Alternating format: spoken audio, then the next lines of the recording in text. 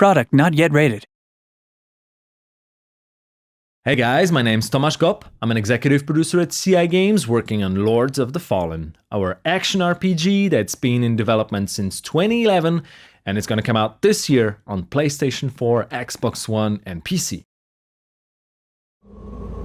Let's roam a little bit around Old Monastery, and in the meantime I'll tell you about some crucial ideas that drive the development of our game. First few combat encounters you will see here focus around faster and agile opponents, so I'll try to use lighter gear and maneuver right. For example, trying to get the perfect positioning and perfect timing for an effective critical strike. It requires a little bit of practice, but is well worth the effort. The world we set the game within is very old, and the legend has it that a couple thousand years ago, people have fought and successfully defeated their god together with his demonic army, and it's since then that they believe evil can be completely cast away from human nature. Each individual who commits a deadly sin is forever marked with a tattoo across the face, becoming an outcast for an entire lifetime.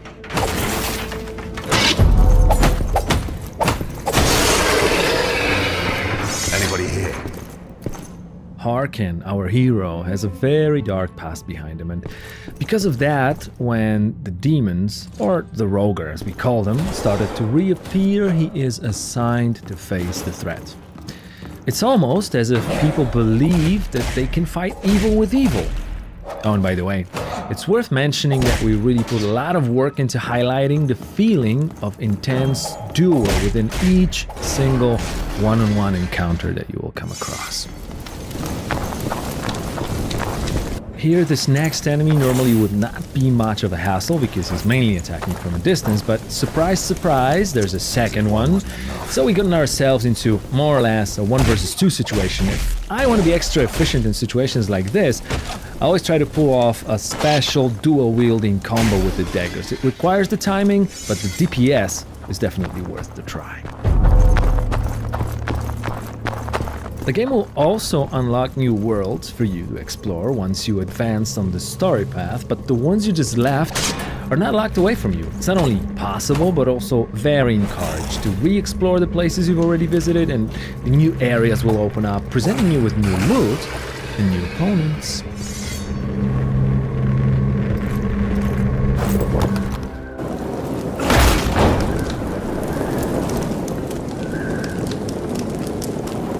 All quiet here too, old man.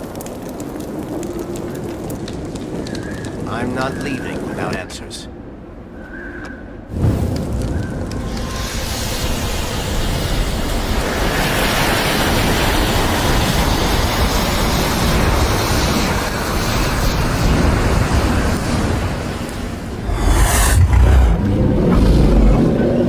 This one here is a different type of opponent. He's bigger, stronger, more aggressive, but also he's not defending himself, so we'll try a different type of timing with this guy, using a heavier gear. Since we're not a slasher, certain things will not work, like mashing the button, for example. Blocking, well, that probably won't get you far in the long run. So let's set the pace right here. I'll get in, wait for a time to deal slower and stronger strike, then get out, rinse and repeat. It's quite useful with heavy weapons like this hammer, and you can even charge the attacks. Another one bites the dust.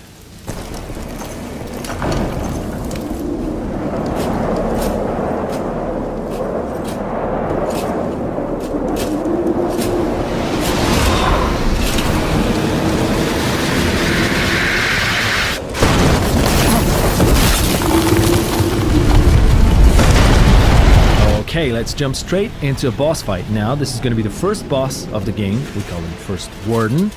And we wanted him to resemble an honorable knight, fighting and obeying his demonic codex. Gameplay-wise, our goal was to mix action with RPG in a way where all elements, including story, world, and characters, revolve around the user experience. In our case, that means combat and character development. Basically, there are two main pillars of combat in Lords of the Fallen: melee fighting and magical, supernatural skills. The first one is fairly tactical and rewards players who like the feeling of learning and that special sense of becoming proficient at game mechanics. The magical side of Lord's combat, on the other hand, even though it's not covered in this video, is designed to feel very spectacular and powerful. But that is also not the only reward that counts with using it. Our goal was to give players the means to distribute the process of learning how to play the game along the time they choose. You'll always be able to use magic at times when the difficulty spikes, so it's up to you if you want to use advanced strats instead, especially if that might get you a better loot. There are 3 character classes that you can choose from at the start of the game: Warrior, Cleric, and Rogue, and they will determine the set of spells that manifest your playing style. Apart from that, the statistics of a character, the gear that you want to use, can be freely mixed regardless of its suggested class association. For example, if you're more into heavy weapons but still want to keep that light rogue armor, there's no reason not to try this combination out. Or defensive play with a shield or an offensive dual weapon approach, they both can be mastered and become lethal with enough skill and persistence.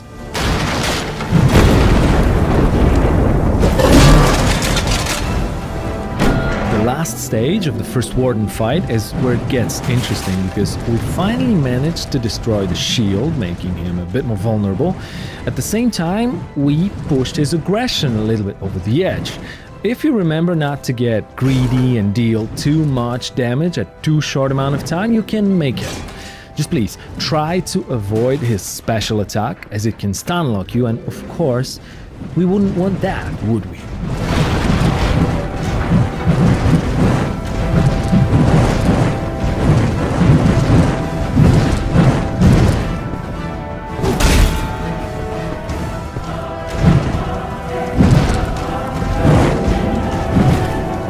Thanks a lot, guys. That's the first gameplay from Lords of the Fallen, and of course, there's way more to come, so keep your eyes on our website and fun page.